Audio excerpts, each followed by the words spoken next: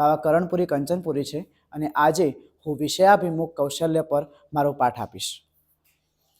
નમસ્તે વિદ્યાર્થી મિત્રો, આજે આપણે અર્થશાસ્ત્ર વિષયમાં ભણીશું અને અર્થશાસ્ત્રમાં આપણે ધોરણ 12નો અભ્યાસ કરીશું.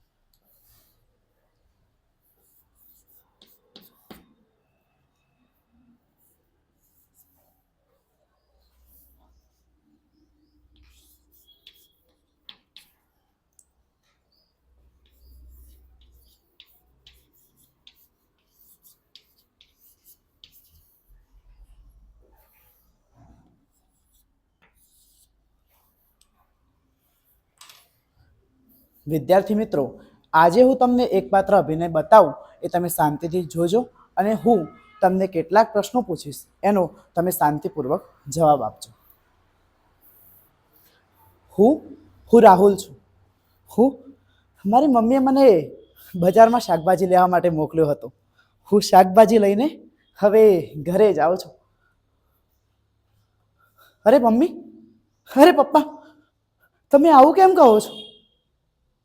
અરે તમને લકવો મારી ગયો છે એટલા માટે? કે પછી મને નોકરી નથી મળતી એટલા માટે? અરે અરે તમે ભગવાનને એવું કહો છો કે તમને બંનેને ઉપર લઈ જાય? તો હું શું કહું છું તમને ખબર છે?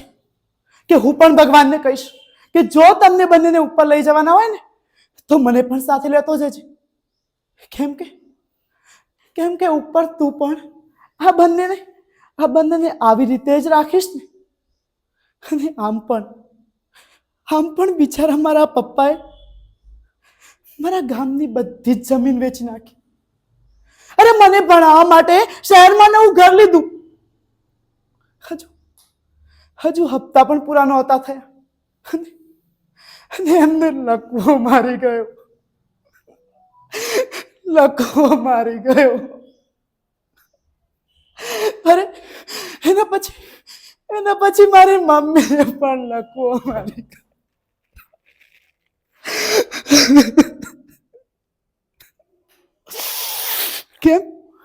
કેમ એ ખબર છે તમને? અરે મારી ચિંતામાં મને નોકરી ન મળવાની ચિંતા જાણે એમના માટે જીવતી ચિત્તા બની ગઈ. જીવતી ચિત્તા બની ગઈ.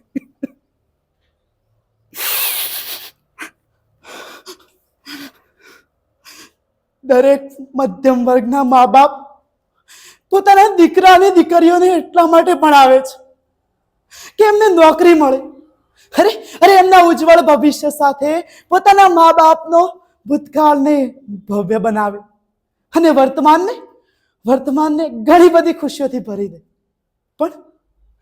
પણ હાથમાં હા 2 કિલોની ફાઇલ લઈને દર ભટકતા. અરે મારે ઇન્ટરવ્યુ આપવાનું છે. શું? હા લો આ મારા સર્ટિફિકેટ. શું નોકરી નહીં મળે? હવે હું શું કરીશ? અરે મેં 10 દિવસ પહેલા જ ઇન્ટરવ્યુ આપ્યું હતું, લેવાઈ ગયા. પણ મારે તો એના કરતા વધારે માર્ક્સ હતા. શું? હવે હું શું કરું? હલો, હા, શું વાત કરે છે? ચાલ હું હાલ જ આવું છું. હાલ જ મારા બધા ડોક્યુમેન્ટ લઈને આવું છું. લો સાહેબ, અમારા ડોક્યુમેન્ટ છે.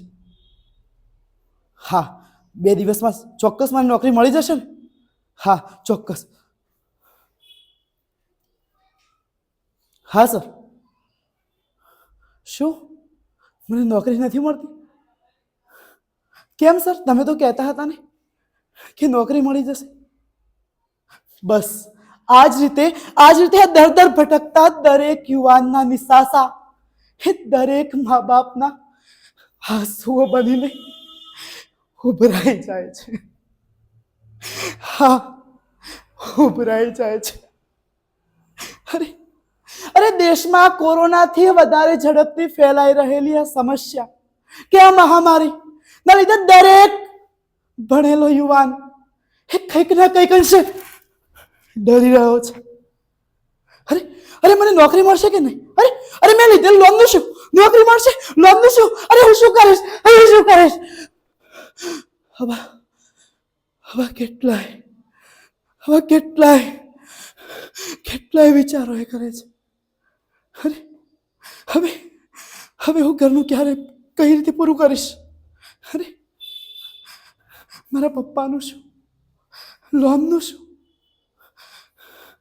અરે અને અંતે આવા કેટલાય વિચારો કરી અને એને માત્ર ને માત્ર બે જ વસ્તુઓ દેખાય છે.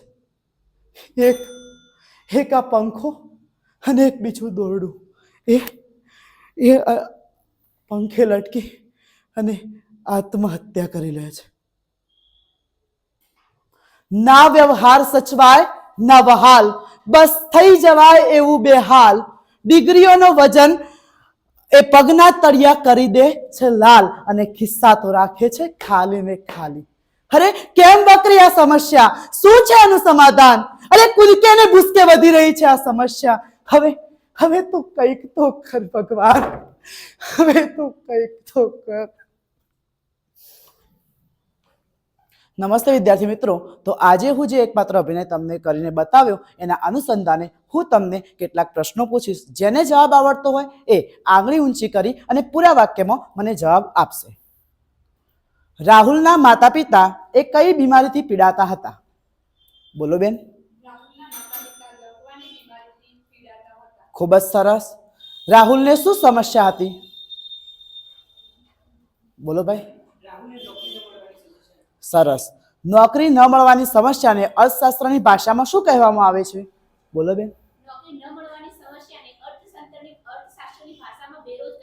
ખૂબ જ સરસ. તો વિદ્યાર્થી મિત્રો, આજે આપણે બેરોજગારી વિષય પણ ભણીશું.